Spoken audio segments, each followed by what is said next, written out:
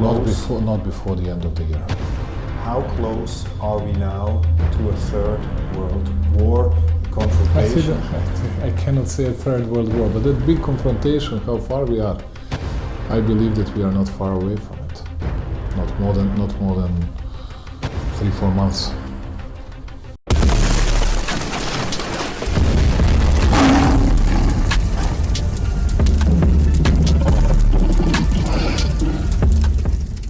Pendant que la France est distraite par le jeu politique étant divisée plus que jamais par la dissolution de l'Assemblée nationale, fractionnée d'un côté par des discours séparatistes et de l'autre par des stratégies communautaristes, fragilisée par des luttes d'intérêt personnel suite à une élection européenne qui ne change absolument rien au partage des sièges entre les différentes tendances.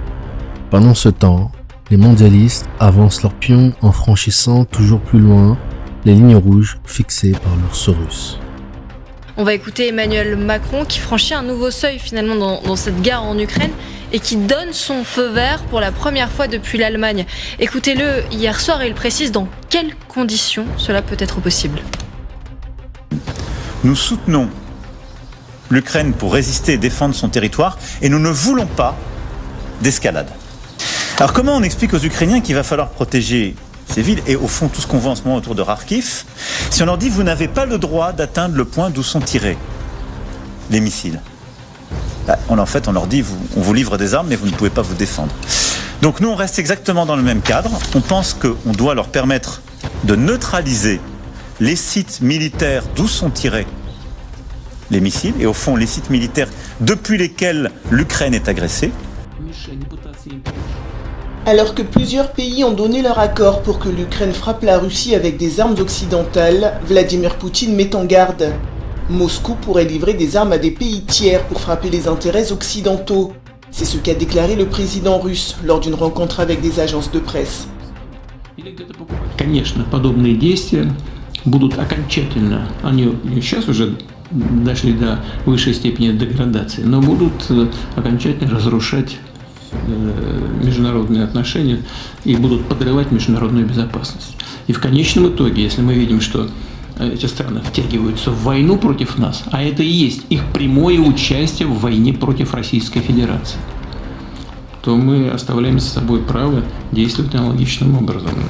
В общем, это путь к очень серьезным проблемам. Vladimir Poutine n'étant pas un joueur de poker, mais un joueur d'échecs, il met à exécution la menace. Nous n'excluons que les forces russes puissent frapper les instructeurs français. Déclaration aujourd'hui du porte-parole du Kremlin. On est tout près, 160 km des côtes de la Floride, lorsqu'on est allé à Havane, et on voit arriver donc ces 4 navires de guerre, dont un sous-marin à propulsion nucléaire. Les Cubains ont insisté pour dire toutefois qu'il n'y avait pas d'armes nucléaires à bord des navires, mais ce ne seront pas des exercices insignifiants, Sophie. Et on va notamment faire des simulations d'attaque par missile, et un d'entre eux, la frégate Amiral Gorchkov, est armé des tout nouveaux missiles hypersoniques Zircon. Vous savez, ces fameux missiles qui devraient franchir toutes les défenses antiaériennes parce que volant à 9 fois la vitesse du son sur une distance de plus de 1000 km. Si vous suivez cette chaîne depuis un certain temps, vous êtes déjà au courant qu'un certain nombre de nations alliées à l'ours russe sont déjà secrètement en état d'alerte et sont prêtes à frapper fort et par surprise le moment venu, voir la vidéo de Dimitri Doudman. La vérité, c'est que Donald Trump a promis à Vladimir Poutine, en cas de réélection, il mettrait un terme à sa coopération militaire avec l'Ukraine, ce qui de facto mettra un terme à cette guerre.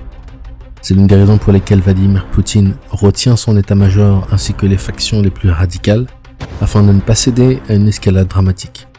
La vérité, c'est que tout le monde attend l'issue des élections américaines, les mondialistes le sachant, poussent à la provocation afin de déclencher cette guerre avant des élections qui seraient éventuellement perdantes. De plus en plus de voix tirent la sonnette d'alarme, dont le président de la Serbie dans une interview récente. Mood. I cannot say that it's a confrontational mood and mode. They are not in an easy situation and I do understand their position. Doesn't mean that I 100% agree with them, but I do understand their position. Like I do my best to understand Russian position as well.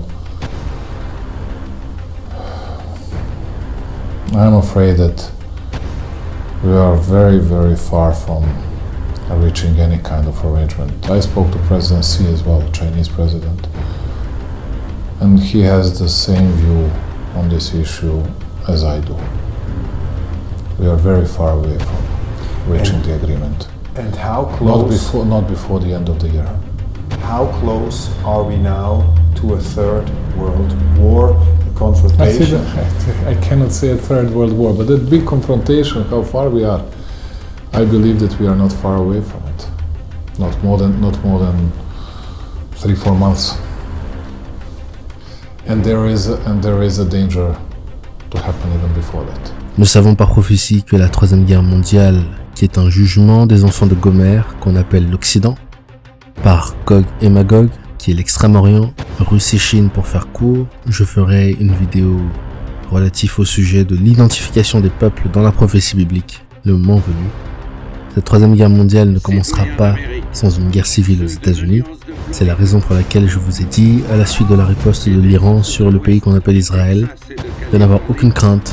Notre jauge, la nation qui nous donne la température spirituelle des événements précédents de la Troisième Guerre mondiale, ce n'est pas Israël, c'est les États-Unis.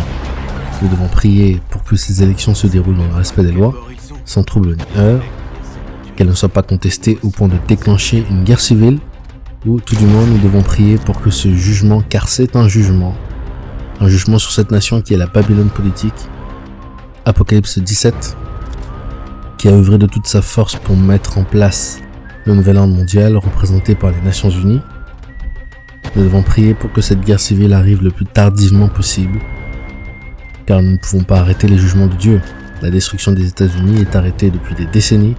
C'est un empire finissant, un empire d'iniquité qui a enivré les nations de son style de vie décadent et puant, et de ses excès en tout genre. Le Dieu des armées, le Dieu tout-puissant, a mis une boucle aux narines du tsar Vladimir Poutine afin d'exercer ses jugements.